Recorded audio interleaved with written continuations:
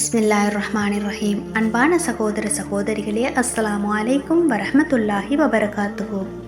திருக்குர்ஆன் கூறும் கதைகள். அழிக்கப்பட்ட யானைப்படை. அழிக்கப்பட்ட ஒரு யானைப்படையின் கதையை அல் குர்ஆன் கூறுகின்றது.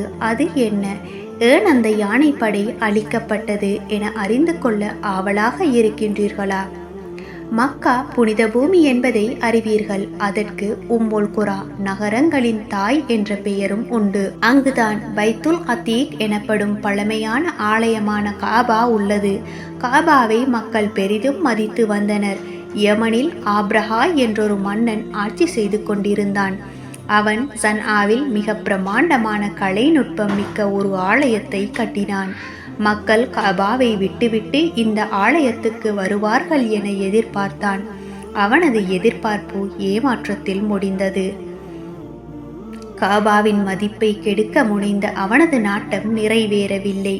இதே வேளை இந்த மன்னனின் சதியால் ஆத்திரமுற்ற சிலர் அந்த ஆலயத்தையும் அசிங்கப்படுத்திவிட்டனர். இதனால் ஆத்திரமுற்ற மன்னன் காபாவை துண்டு துண்டாக தகர்த்து விட்டாள். அதன் பின்னர் தனது ஆலயத்தை நோக்கித்தான் மக்கள் வர வேண்டும் என்று கணக்கு போட்டான். ஒரு நாள் அவன் மிக பெரும் யானை படையுடன் மக்கா நோக்கி படையெடுத்தான். கபாவை மதித்து வந்த சில அரபிகள் அவனுடன் சண்டையிட்டு தோல்வி கண்டனர். அவன் கபாவிற்கு அருகில் வந்தபோது அங்குள்ள கால்நடைகளை கைப்பற்றி கொண்டான். நபிகள் நாயகம் ஸல்லல்லாஹு அலைஹி வஸல்லம் அவர்களின் பாட்டனார் அப்துல் முத்தலிப் அவர்களது 200 ஒட்டகங்களையும் பிடித்து கொண்டான். காபா அருகில் வந்த ஆப்ரஹா மக்காவாசிகளுக்கு ஒரு செய்தி அனுப்பினான்.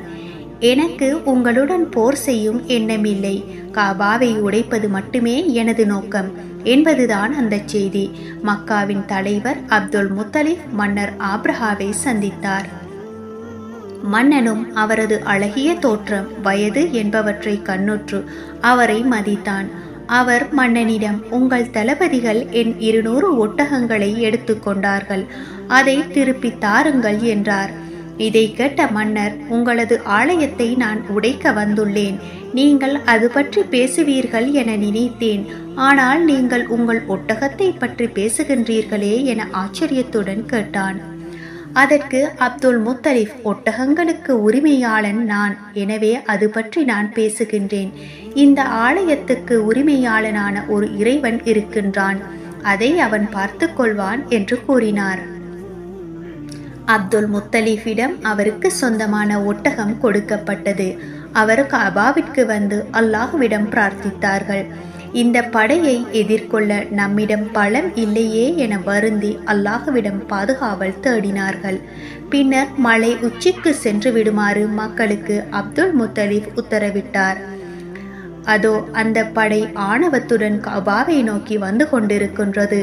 திடீரென தலைமை யானை கபாவை நோக்கி செல்லாது அடம்பிடிக்க ஆரம்பித்தது. அது காபாவை நோக்கி செல்ல மறுத்தது. யமன் நோக்கி செல்ல திரும்பினதால் செல்ல தயாரானது. காபாவை நோக்கி நகர்த்தினால் படுத்து கொண்டது. எவ்வளவு முயன்றும் அதை அசைக்க முடியவில்லை. அப்போதுதான் பல்லாயிரக்கணக்கான அபாபீல் எனும் சிறு பறவை கூட்டம் வந்தது. அவற்றின் கால்களிலும் சொண்டுகளிலும் சிறு சிறு கற்கள் இருந்தன. அவை அவற்றை அந்த படை மீது வீசின. அந்த கற்கள் பட்டவர்கள் செத்து மடிந்தனர். ஆணவத்துடன் வந்த யானைப்படை சிதறுண்டு போனது. அந்த படையுடன் மன்னர் ஆப்ரஹாவும் அழிக்கப்பட்டான். இந்த நிகழ்வால் கபாவின் மதிப்பும் மரியாதையும் உயர்ந்தது. இன்ஷா அல்லாஹ், உலக அழிவு நெருங்கும் வரை யாரும் இந்த காபாவை எதுவும் செய்ய முடியாது. உலக அழிவு நெருங்கும் போது இந்த காபா உடைக்கப்படும். யானைப்படை அழிக்கப்பட்ட அந்த ஆண்டு ஆமோல் ஃபீல் யானை வருடம் என்று கூறப்படுகின்றது. இந்த நிகழ்ச்சி நடந்த ஆண்டில்தான் இறுதி தூதர் முஹம்மது நபிகள் நாயகம் ஸல்லல்லாஹு அலைஹி வஸல்லம் அன்னவர்கள் பிறந்தார்கள். அழிக்கப்பட்ட இந்த யானைப்படை பற்றி சூரா அல் ஃபீல், யானை வருடம் எனும் 105வது அத்தியாயத்தில் அல்லாஹ் கூறுகின்றான்.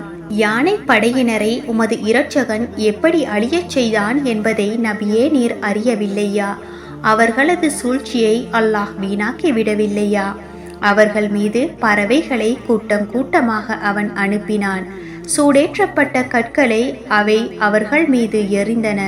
அதனால் மெல்லப்பட்ட வைக்கோலை போன்று அவன் அவர்களை ஆக்கிவிட்டான். அல் குர்ஆன் 105வது அத்தியாயம் 1 முதல் 5 வரையுள்ள வசனங்கள்.